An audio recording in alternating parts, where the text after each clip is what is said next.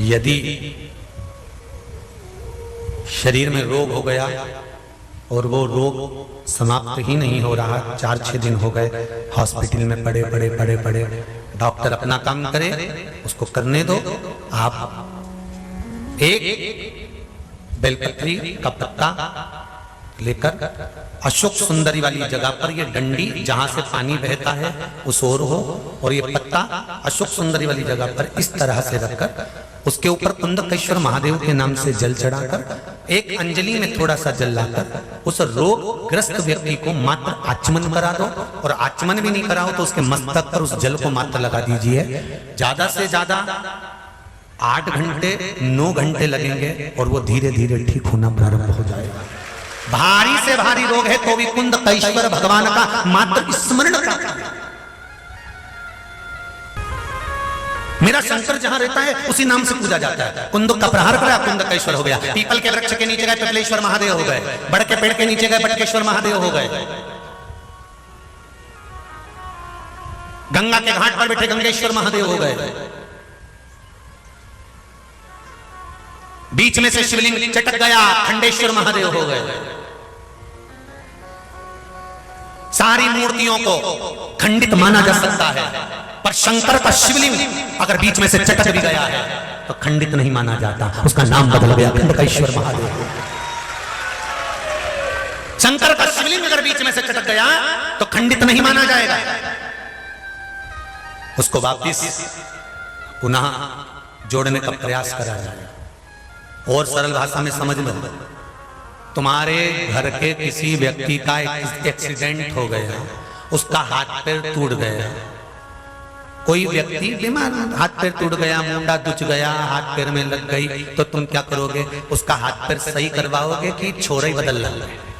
अरे बोलो तो जम के बोलो जरा, हाथ पैर सही करवाओगे ना कि छोरा बदलोगे?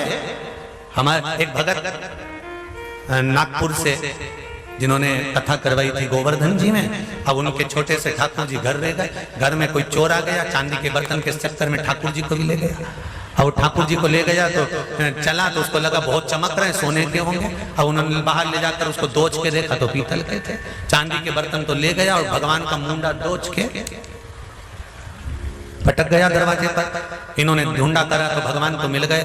जजमान का फोन आया, गुरुजी वो हमारे भगवान को खंडित कर दिया, उनका मुंह पूरा दोष दिया, ना आंख दिख रही, ना नाक दिख रही, ना मुंह दिख रहा, चपटा कर दिया। क्या करें हम? आप वृंदावन में जाओ तो हमारे लिए एक अलग से ठाकुर जी ले आना। हमने कहा क्यों? तुम्हारे ठाकुर जी? उसको तो चोर ले गया था तो वो दोच कर उसको समझ में नहीं आया कि ये सोने के नहीं थे तो पटक गया। हमने कहा तो क्या हुआ, क्या दिक्कत क्या है? तो क्या उनका मुंह नहीं दिख रहा, ना आंख दिख रही, ना नाक दिख रही, ना मुंह दिख रहा। अब क्या करें? तो हमने कहा घर का अगर बेटा होता और उसका कहीं कोई एक्सीडेंट हो जाता, कोई टूट जाता तो क्या छोरा बदल देते? एक काम करो, काजल से नेत्र बनाओ, कंकु से नासिका बनाओ, अधर भी कंकु से बनाओ और उस भाव से पूजन करो जिस भाव से रोज करते थे। एक ना एक दिन उभर ही जाएगा, एक ना एक दिन उभर जाएगा। नागपुर के गीता मंदिर के पास में उनकी कपड़े की दुकान है, और कभी उनके घर में जाकर देखकर आना कि जिस चेहरे को चपटा कर दिया था मात्र काजल और कुकू लगाने से, आकृति ऐसी बन गई कि होठ भी बाहर आ गए, नेत्र भी बाहर आ गए। ये शिव है, ये ठाकुर की। आपकी भक्ति तो करो, दिल से भक्ति करो। हाथ टूट जाए तो क्या छोरा बदल दोगे? पांव टूट गया तो क्या छोरा बदल दोगे? इसको सही कर दो भगवान, इसको सही कर दो। और भगवान जरा सा खंडित हुआ, पीपल के पेड़ के नीचे रखिए, खंडित होकर बड़ के नीचे बैठा बटकेश्वर है, पीपल के नीचे बैठा पिपलेश्वर है।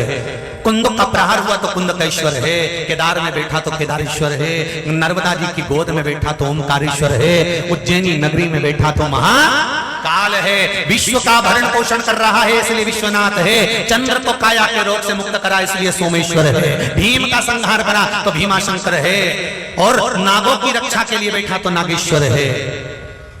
रावण के अभिमान को तोड़ दिया इसलिए वेद्यनाथ है, वो साधारण नहीं। राम जी का काज संवारा तो रामेश्वर है। मेरा शिव जिस रूप में प्रकट हो जाता है वो उसी का नाम पड़ जाता है। तुम इसीलिए यहाँ का कंकर और शंकर है।